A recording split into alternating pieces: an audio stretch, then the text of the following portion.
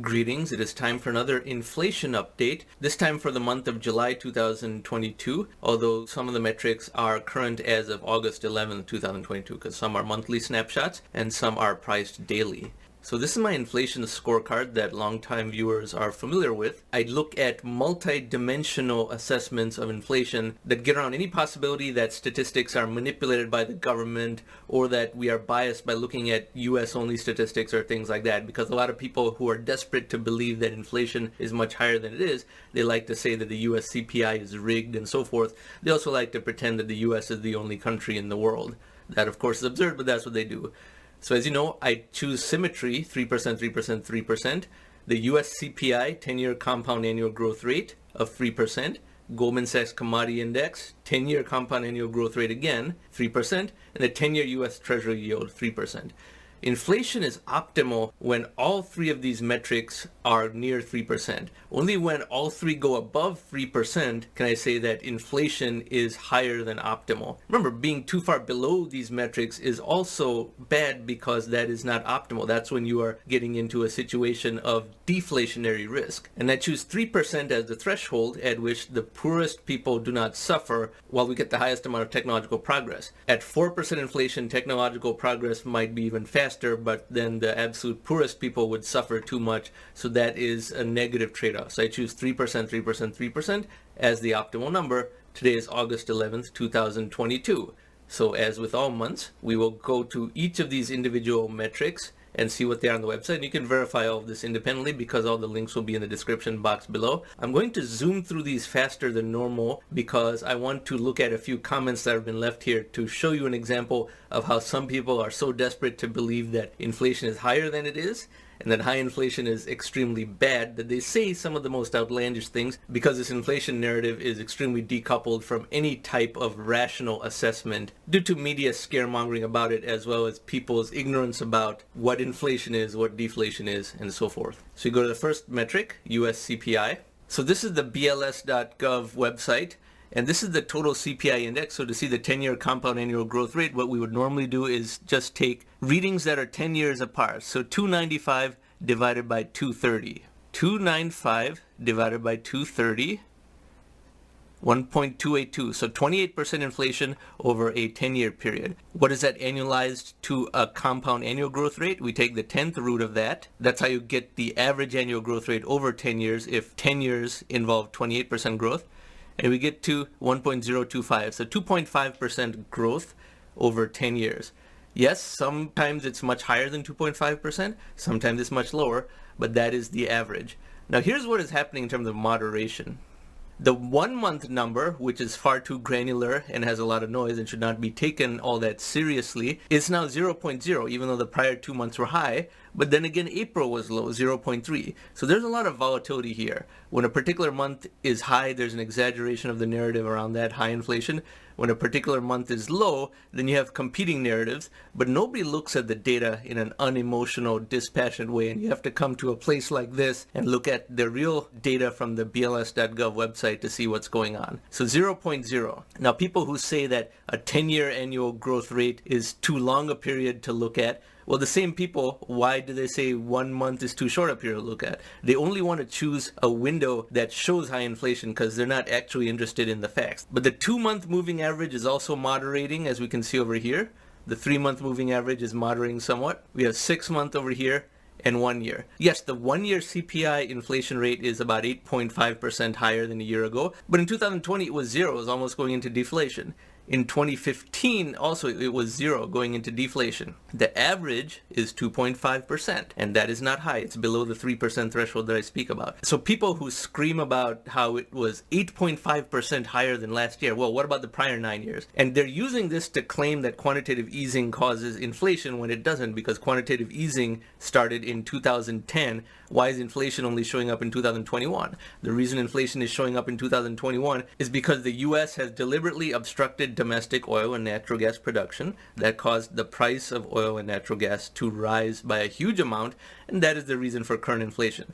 why was this low before 2021? If quantitative easing was done for another 11 years before 2021. So a lot of people just can't process two variables at once, and later in this video I'm going to show you comments from those who just can't understand a subject that has two variables rather than one.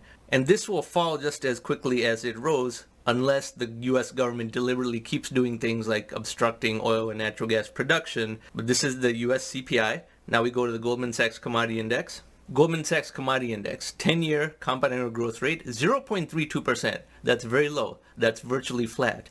There's very little inflation at all here. It's actually teetering on the edge of deflation, 0.32%. And this is a worldwide metric because commodities are priced worldwide. Oil, gold, etc. are priced worldwide. This is not something that the government can rig, nor is it dependent on any one country. The entire premise of people who want to say inflation is super high is that government statistics are rigged, and the United States is the only country in the world, like I said earlier. Usage of the Goldman Sachs Commodity Index short circuits both of those bogus claims. This is the most important of the three parameters in my matrix. And commodities are the purest type of inflation. Services and other things is more nebulous because higher service inflation also means wage gains and things like that. But commodity prices are the purest dimension of actual inflation. Now we go to the third parameter, which is the 10-year US Treasury yield. 10-year US Treasury yield is 2.89%. It's still not 3%. And this is a 5-year chart. For most of the last 3 years, it has been well below 3%. It was above 3% for just a few days in June. But for all of 2020, 2021, it was way lower than that. It was below 1%.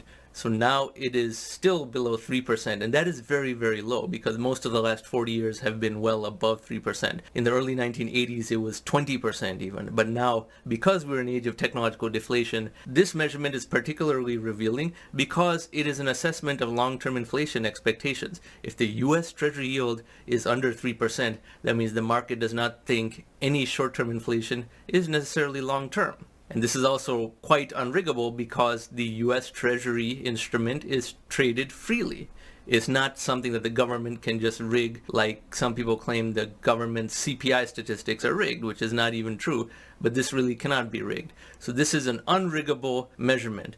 And many countries have a 10-year bond yield much lower than 3%. Germany, Japan, for many years those were negative. Now they're slightly positive, but still well below 3%. So this is proof that inflation is not only not very high, but the long-term expectation of inflation is pretty low. So we go back to my matrix. So US CPI, 10-year compound annual growth rate, Goldman Sachs Commodity Index, 10-year compound annual growth rate, and 10-year US Treasury yield. We looked at all three, and this is what it comes out to on August 11th, 2022. 2.5% for the CPI, so below 3%. 0.32% for the Goldman Sachs Commodity Index, which I always say is the most important of the three. This is so far below 3% that it can't even get to 3%. The age of exponential technological progress and the resultant deflation has overtaken the entire commodity complex. And I've said that for a long time. That continues to be true. The fact that stoppage of U.S. domestic oil and natural gas production caused the price of oil to shoot up from $50 a barrel to $120 a barrel, and now still around $90 a barrel, still couldn't move this up because oil has to rise for this to get higher. Even if oil stays at $90 a barrel, this does not rise. But if oil were to fall back to $50 a barrel, which would happen immediately if U.S. fracking were resumed, then this would be negative again. And the 10-year U.S. Treasury yield can't even break 3%, even though it was above 3% for decades and decades and decades. This is solid proof that we are in an age of technological deflation. Now, the reason I zoomed through all this pretty fast is I wanted to reveal some comments that have come our way over here on this channel and how some people are extraordinarily innumerate about the concept of inflation and cannot even understand the data that is presented over here. So we go over there. There's a very obnoxious commenter who shows up over here, and now that I'm featuring his comments in a video, he will probably delete them, but it is going to be immortalized through this video. That is commenter Trader Z, who is anonymous, of course. It's fine to be anonymous, but look at how far off this person is in just a few lines. And it is difficult to be so wrong in so few words, in that his whole approach to even the discussion reveals a level of loserdom that the rest of us would find hard to even act that way for. So look at what the first thing he does is. Now, the tone of this channel is relatively professional, but he starts with profanities right away. Open your eyes. This guy has his head so far up, his pretentious and a vulgarity. He can't see prices on almost everything are up 10 to 20% or more this past year. Now, this was a comment on exactly this type of video for May of 2022. 2 months ago, where I show the same three metrics, including the two that are unriggable, the Goldman Sachs Commodity Index and the US Treasury Yield, and I showed the data in a very non-falsifiable way. None of that matters to him. He couldn't understand the complexity of what was being displayed, so he says he can't even see that prices of almost everything are up 10 to 20% or more in the past year. Wait, how is that data? How is that an independent assessment that has analytical rigor? People's home prices were up 20, 30%, but that caused their net worth to rise through home equity gains. Stock market was up a lot as well. So he is not even doing anything in terms of presenting proper data up to a professional standard of statistical rigor. Blindly trusts government-issued statistics. Even though the entire video is about how some things are freely traded, like the Goldman Sachs Commodity Index components and the 10-year Treasury yield. So where did I ever say blindly trust government-issued statistics? Most of the video is how you cannot even claim that government statistics are rigged, because we will look at things that are freely traded. We'll not even entertain that they can be manipulated. See, the person who either doesn't watch the video, or more likely he watched it, but it was way above his head, it was too advanced for him to understand, would say something like that. CPI is 8.3%. Now, this goes to the point how only the 1 year window matters. 10 years, which smooths out a lot of noise and is the better metric, is what he wants to ignore, because that reveals his worst fear, that inflation is not as high as he wants it to be, because he wants to comply with the orthodoxy. Remember, weak people want to comply with authority. They can't stand nonconformists. This goes back to how prehistoric humans lived in 50,000 BC. The weak people had to suck up to the rest of the tribe that we see over here. If you believe they're rigged numbers, much higher in reality. What is this proof that it's much higher than that in reality? Nothing at all, other than he just heard somewhere that inflation is high. Who gives an S, so again, vulgarity, if the average 10-year growth rate is 2.4%? Well, that's known as proper statistical rigor to smooth out noise. If there was ever a poster boy for self-aggrandizing academic jackass, that is this guy. Now, I'm not even a professor at a university. I am someone who is in the private sector and makes a lot of predictions, and I absolutely face the consequences for wrong predictions. Longtime viewers know about the track record of my predictions. But this person couldn't even be bothered to find out that I'm not really an actual professor. I just teach at Stanford very infrequently as a visiting instructor. Probably believed the Fed when they said inflation is transitory. Well, it's not about believing, it's about the data, in fact, confirming that that's true from what we're seeing. QE doesn't cause inflation? That's right, QE doesn't cause inflation. QE was going on for 12 years, and inflation showed up only in the last 1 year, and for the reasons I mentioned, stoppage of oil and natural gas production. So every single sentence here is kind of jaw-droppingly wrong. This is when you encounter someone who is effortlessly wrong about everything. Most of us could not be this wrong, even if we tried to be this wrong. We couldn't even act to play a role of what this person effortlessly manages to be.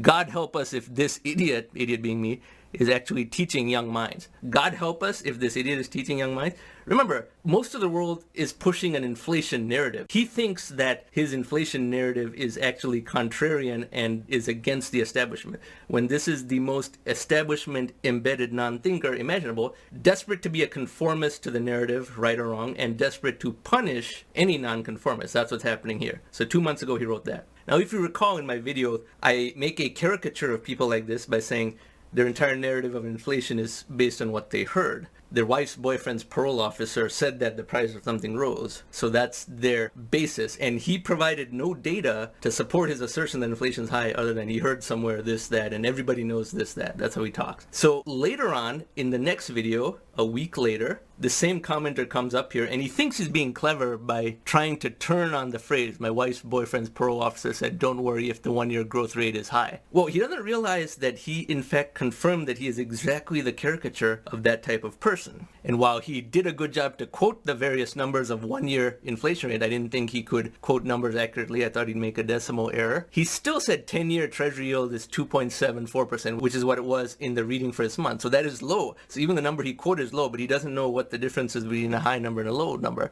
The 10-year average is so much better to look at, bro. Everyone else is just out of your league intellectually. Now see over here, my response is polite and I provide actual data and I say the CPI is not rigged, I see you're ignoring the Goldman Sachs Commodity Index and 10-year Treasury yield, which trade freely. So my response, again, maintained the professional tone. He didn't respond because, again, he saw he was intellectually outclassed. So he went to the strategy that people like him tend to do, which is then wait for some time and then pretend that he didn't lose the prior argument and come back with more bluster unconnected to his first comment. But then we can see both comments over here. And now he goes into this whole thing, well, inflation is killing poor people and all that, but he's kind of saying that deflation would be good. And I have a video up here in the tile in the upper right-hand corner that shows deflation would be much worse. So he's just reading something based on media that he has already decided he's going to agree with, and then parrots that to say that we are all wrong, not just me, but all of you who agree here are wrong and we don't know how to look at the data. Now, to say that this person is innumerate and people like him are innumerate is actually the mildest thing I could say about him. It's possible to be innumerate and still polite, but he's very rude and vulgar as well because